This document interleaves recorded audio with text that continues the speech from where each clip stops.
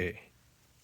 I pulled it apart, and I'm happy. Oh, sorry, I paid $99 for this thing, and the stand is worth $99 for me because I wanted this.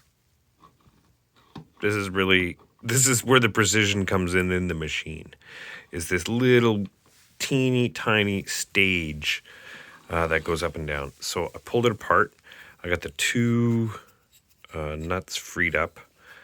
This is a screw and a rack, a rack and a pinion gear. So I put it on the lathe, trimmed down the old knob that was here.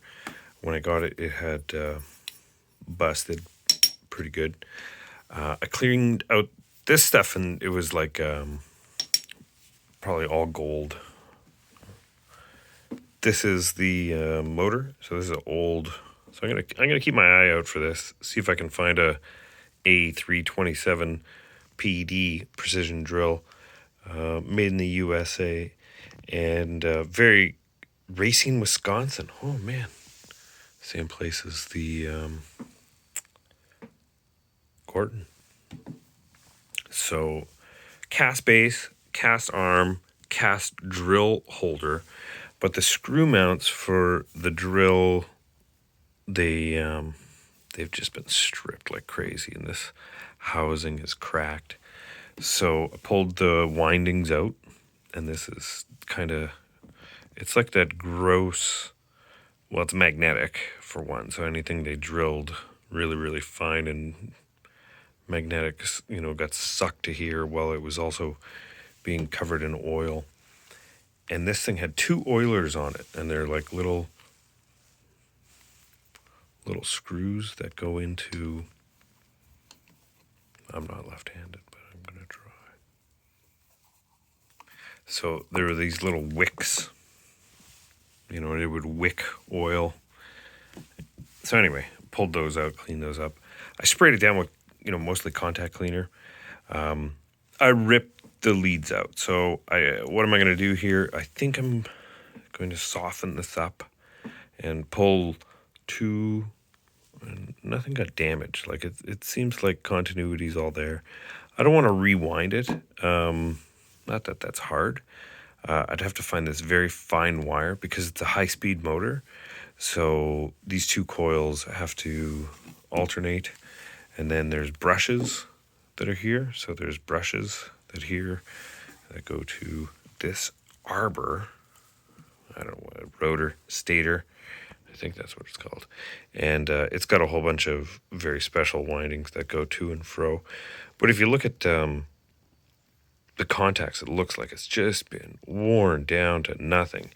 It looks like that was original brass, and then the brushes just, I don't know if it wore down by traveling up and down, or this is what they ground it to. So a couple burn marks. Yeah, now that I think about it, the brushes are tiny, so the brush burn is just surface then. So I could probably buff that out, put that back on the lathe, pull a coil, pull a loop. The electrical in here was very sketchy. Like I've never seen something so sketchy. That's not true. I have. And then I found an Albrick precision chuck for this thing. So this was, just a press-in, crusty eBay sale. It came with this little tiny, I don't even know what this is.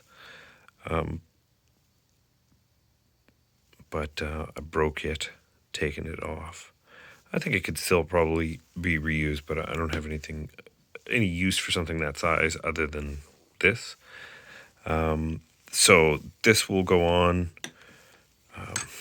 Most of these machines for precision drilling, they have belts that drive the spindle. So I've thought about that as well. But if I can pull two coils off this motor, I can easily resolder it with better wire, make it much more electrically safe, because it was pretty sketchy when I got it. Then there's this little oiler, and this motor fits in a ball bearing. So there's a ball bearing. That's the bearing. So there's no like press in bearing here. It's just a chunk of brass inside there. So I think if replace this with a push bearing, I don't think I'll be able to get something that size, but I might be able to bore that out. And then the same thing here. I don't think I'll be able to get something that small. So this is my best bet.